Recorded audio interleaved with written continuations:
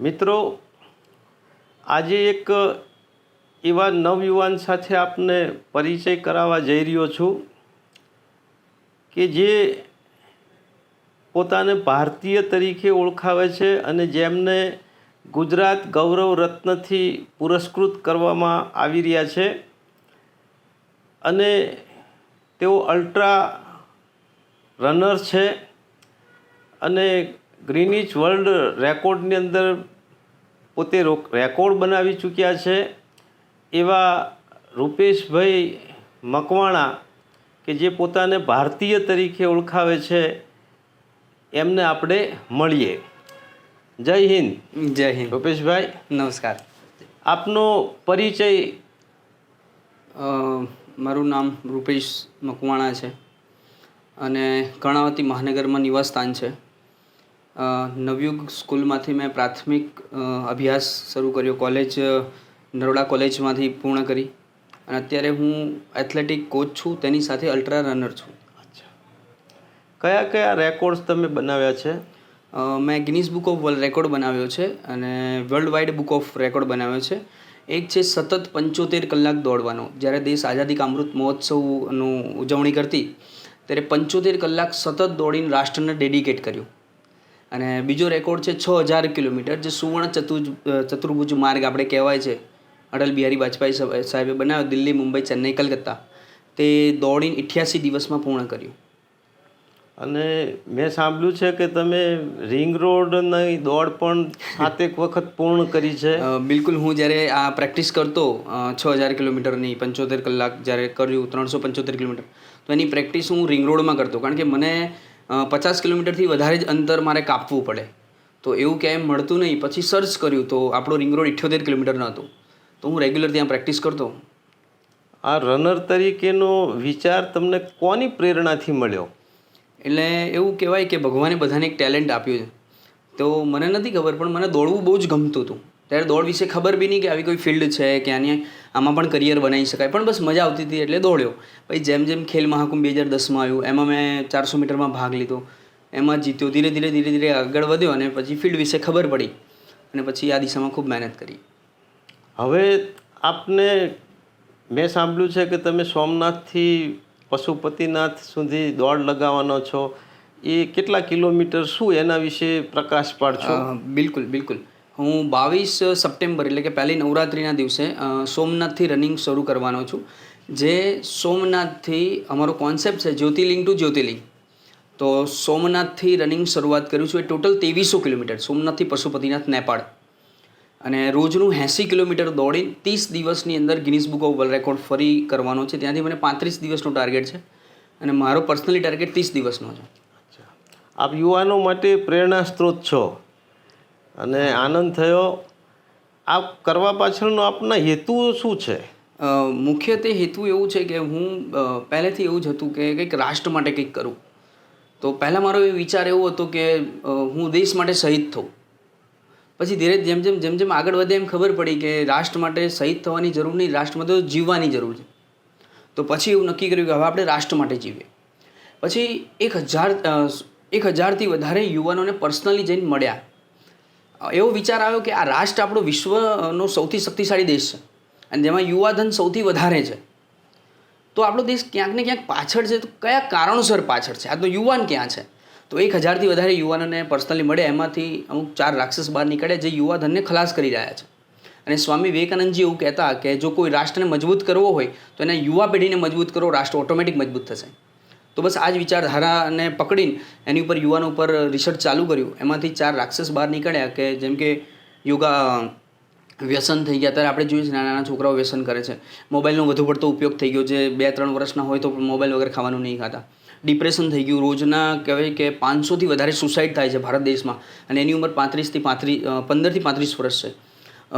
ચોથું રાક્ષસ કે નાની ઉંમરમાં લવ એફેર, જે સ્કૂલોમાં થાય છે, બહુ જ કહેવાય કે. તો આ 4 રાક્ષસોને હરાવવા માટે અમે 3 હથિયાર બનાવ્યા: યોગા, મેડિટેશન, સ્પોર્ટ્સ અને પુસ્તક, બુક રીડિંગ. તો બનાવી તો દીધા. હવે એમ થયું કે લોકો સુધી પહોંચવું કેવી રીતે? તો ઘણા બધા અમે અલગ અલગ સોસાયટીઓમાં જઈએ, કેવી રીતના જઈએ, પણ એ સીમિત લોકો સુધી પહોંચતા. પછી આ દોડનો વિચારો કે આપણી અંદર ભગવાને આ ટેલેન્ટ મૂક્યું છે, તો કેમ દોડીને આપણે આપણો વિચાર લોકો સુધી ના પહોંચાડીએ. અને પછી બસ આ દોડની શરૂઆત થઈ અને આ વિચાર આગળ વધારવાની શરૂઆત થઈ. આજે લગભગ 1 લાખથી વધારે યુવાનો મારા સંપર્કમાં છે. 500થી વધારે યુવાનો જે છે એને અમે વ્યસનમુક્ત બનાવ્યા છે અને રાષ્ટ્ર પ્રથમની વિચારધારા સાથે જોડ્યા છે. આપ એકેડેમી પણ ચલાવો છો, પોલીસ અને લશ્કરના સૈનિકોની ભરતી માટેનું ટ્રેનિંગ સેન્ટર? બિલકુલ બિલકુલ. જે પોલીસમાં, જે આર્મીમાં જવા માંગતા હોય એવા વિદ્યાર્થીઓને અમે તાલીમ આપીએ છીએ. અને તાલીમ લઈને હાલની પરિસ્થિતિ એવી છે કે 100 વિદ્યાર્થીઓ મારા ગુજરાત પોલીસમાં છે અને 60 યુવાનો જે છે ઇન્ડિયન આર્મીમાં છે. બહુ સારું, બહુ સારું. તો તમારું મૂળ સૂત્ર છે રાષ્ટ્રહિત પ્રથમ. રાષ્ટ્ર પ્રથમ. હા, રાષ્ટ્ર પ્રથમ. હવે તમે જે સોમનાથથી પશુપતિનાથ સુધી જવાના છો એમાં કયા રૂટ તમે પસંદ કર્યો છે, એમાં તમારે શું શું જરૂરિયાત ઊભી થાય? હા, બિલકુલ. અમે રૂટ પસંદ કર્યો છે કે સોમનાથથી અમે નીકળીશું એટલે પહેલાં મોટા મોટા શહેર જેમ કે જુનાગઢ થઈ ગયું, પછી રાજકોટ, રાજકોટથી ચોટીલાથી અમદાવાદ, અમદાવાદથી ગોધરા, ગોધરાથી દાહોદ, દાહોદથી ઉજ્જૈન, ઉજ્જૈન પણ અમે ત્યાં સ્ટે કરવાના છે. ઉજ્જૈનથી પછી કાનપુર, લખનઉ થઈને અયોધ્યા, ત્યાંથી ગોરખપુર થઈને નેપાળ. એમાં શું શું જરૂરિયાત તમને લાગે છે કે તમે એક મધ્યમ વર્ગીય વ્યક્તિ છો તો તમને કંઈ જરૂરિયાત એવી લાગે છે કે જેનાથી તમે એ યાત્રા અથવા તો જે રાષ્ટ્રહિતનું કામ છે તમે સારી રીતે કરી શકો? બિલકુલ. એટલે જરૂરિયાતમાં તો એવું હોય કે જેમ કે અમારે મેન તો ન્યુટ્રિશન જોઈએ, ખાવા પીવા. કારણ અને બહુ જ મોટી વાત એવું કે હું પ્યોર વેજીટેરિયન છું, એટલે હું નોનવેજ કે ઈંડા કે એવું કંઈ જ ખાતો નથી. તો જે આપણા બોડીને પ્રોટીન જોઈએ, જે વિટામિન જોઈએ, તો એની અમારે ખાસ જરૂર પડે. બીજી કે સૌથી મોટી જરૂરિયાત ગાડીની. જેમ કે હું જ્યારે દોડતો હોય તો મારો બધો સામાન ગાડીમાં હોય, પ્લસ મારી સાથે 3 માણસો હોય. અને Guinness book of world record બને છે એટલે એના અમુક ક્રાઇટેરિયા છે કે જે ભાઈ દરેક કલાકે ફોટો લેવાના કે દરેક 15 મિનિટે વિડીયો લેવાના. તો એ બધા ક્રાઇટેરિયા માટે પણ એક માણસ રાખવો પડે. તો મેઇન જરૂરિયાત ગાડીની. જો એ ગાડી હોય તો શું થઈ જાય કે બધો સામાન ને એ બધું અમારે એમાં સચવાઈ જાય. અને આશરે કેટલો ખર્ચ થાય બધી વ્યવસ્થા થઈને? અમે હમણાં જ એનું કલેક્શન કર્યું તો 9,52,000 રૂપિયા આશરે ખર્ચ થાય છે, જેમાં બધું જ આવી ગયું. હવે તમે યુવાનો માટે, દેશ માટે કામ કરો છો અને મને પણ એવું મહેસૂસ થયું કે જો પહાડો से टकराते उसे तूफान कहते हैं, जो तूफानों से टकराते ऐसे उसे युवान कहते हैं. આપ પણ યુવાનો માટે પ્રેરણા સ્ત્રોત છો અને આવો વર્લ્ડ રેકોર્ડ તમે બનાવવા જઈ રહ્યા છો. તો અત્યારના જે યુવાનો છે એને આપ શું સંદેશ આપવા માગો છો? યુવાનને એક જ સંદેશ છે કે આપણે આ રાષ્ટ્રમાં આવ્યા છે, આ જન્મ લીધો છે, તો આપણી કંઈક નૈતિક ફરજ છે. તો આપણે આપણા રાષ્ટ્રનું, જેમ કે અમારું સૂત્ર છે કે કદમ કદમ બઢાના હૈ, યુવા ધન બચાના હૈ, જી રહે હૈ જિસકી છાંવ મેં ઉસ ભારત માં કા ઋણ ચૂકાના હૈ. એટલે આપણે ભારતમાંનું ઋણ ચૂકવવાનું. એવા કંઈક કાર્ય કરીએ કે જેનાથી રાષ્ટ્રનો ફાયદો થાય, એવા કંઈક કાર્ય કરીએ જેનાથી મા બાપનું નામ રોશન થાય, એવા કંઈક કાર્ય કરીએ કે સમાજનું નામ રોશન થાય. તો આ જે વ્યસનો છે, પછી જે મોબાઈલનો વધુ પડતો ઉપયોગ છે, જે દુરુપયોગ છે, હું એવું નહીં કહેતો કે મોબાઈલ ખોટો છે, ખરાબ છે, પણ એનો જે દુરુપયોગ થઈ રહ્યો છે, જે ગેમોમાં થઈ ગયું કે અમુક એવા ખરાબ વિડીયોમાં થઈ ગયું કે જે અત્યારે જનરેશન ઉપયોગ કરે છે, તો એમાંથી આપણે બહાર આવીએ અને પોતાના માટે, પોતાના પરિવાર માટે અને પોતાના રાષ્ટ્ર માટે આવી જીવીએ તો બધું રાષ્ટ્રને લાભ થશે. રૂપેશભાઈ, તમે સોમનાથથી પશુપતિ સુધી દોડ કરશો, એ પછીનો તમારો ફ્યુચર પ્લાન શું છે? હા, બિલકુલ. આ દોડ એ માત્ર મારા પર્સનલ અચીવમેન્ટ માટે નથી, પણ આ દોડ એ રાષ્ટ્ર માટે દોડ છે. આ દોડ દરમિયાન મારો એવો ટાર્ગેટ છે કે 1 લાખથી વધારે યુવાનોને મારા સંપર્કમાં જોડવા છે. એમને સંપર્ક કર્યા પછી એમને રાષ્ટ્રની વિચારધારા સાથે જોડવા છે. અને એ જોડ્યા પછી અમે એ 1 લાખ યુવાનોને તાલીમ આપીશું. અને એ તાલીમ આપ્યા બાદ અમારો એક પ્રોજેક્ટ છે સ્વસ્થ શેરી. એટલે કે સોસાયટીએ જઈને અમારો કાર્યકર્તા ત્યાં જાય, સ્વયંસેવક જાય, ત્યાં બાળકોને 1 કલાક રમાડે. કારણ કે અત્યારે શું થયું કે ગેમ, આપણી જૂની રમતો એ બધું વિસરાઈ ગઈ છે. તો એ છોકરો ત્યાં 1 કલાક રમાડ્યા પછી 15 મિનિટ આધ્યાત્મિક વાતો કરે.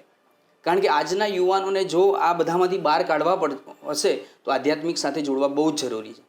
પણ એના માટે તો તમારે ઘણી બધી જરૂરિયાતો ઊભી થાય, નાણાકીય જરૂરિયાત ઊભી થાય, ભૌતિક સુવિધાઓની જરૂરિયાત ઊભી થાય, તો એના માટે શું કરી શકો તમે?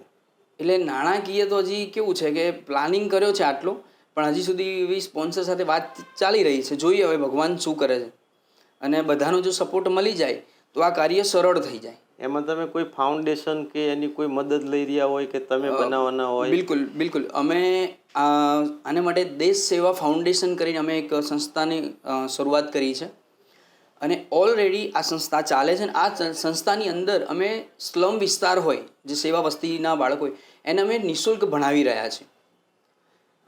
એના સિવાય અમે આ તાલીમ આપી રહ્યા છીએ, અને તેના સિવાય અમે એક એવી ગુરુકુળ બનાવવા જઈ રહ્યા છીએ કે અમારું ડ્રીમ છે કે એ દિશામાં અમારે જવું છે. બધાનો સપોર્ટ બહુ જરૂરી છે એના માટે. કેવું કેવું ગુરુકુળ એટલે બનાવવાની? ગુરુકુળમાં એવું બનાવવું છે કે ત્યાં ખાવું પીવું રહેવું બધું ત્યાં છે. અત્યારે ખોરાક આપણે દવાવાળા થઈ ગયા છે, યુરિયા ખાતર ને ઘણા બધા જાણીએ છીએ. તો ત્યાં જ કુદરતી ખાતર દ્વારા ખેતી થાય, એ જ અનાજ બાળકોને ખાવાનું, એ જ બાળકોને અનાજ ઉગાડવાનું બી ખરી.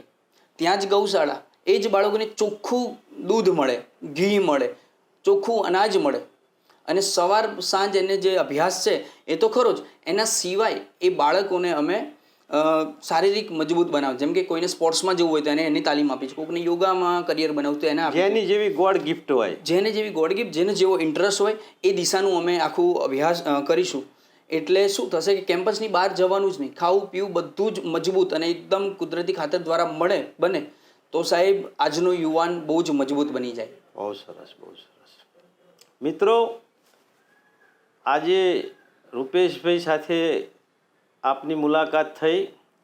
યુવાનો માટે અને દેશ માટે કંઈક કરી છૂટવાની એમની ખૂબ મહેચ્છા છે. નર્મદે કહ્યું છે કે જવાની હંમેશા ગાંડી ઘેલી હોય છે, અને જવાનીમાં કોઈ પણ વ્યક્તિને કંઈક ને કંઈક ઊંધામાં મારવાનું મન થાય. એવું જ આ કામ દેશહિત માટે, પ્રજાહિત માટે કરવા એ જઈ રહ્યા છે. વો જવાની જવાની નહીં જિસકી કોઈ કહાની નહીં. આવી કહાનીઓ આપણા ઘણા બધા યુવાનોની છે. આજે રૂપેશભાઈની કહાની આપણે સાંભળી, ખૂબ આનંદ થયો. એમણે જે વર્લ્ડ રેકોર્ડ બનાવવા જઈ રહ્યા છે એની શુભેચ્છા વ્યક્ત કરીએ છીએ. અને રૂપેશભાઈ, આપને મળીને ખૂબ ખૂબ આનંદ થયો. જય હિન્દ. જય હિન્દ. ધન્યવાદ.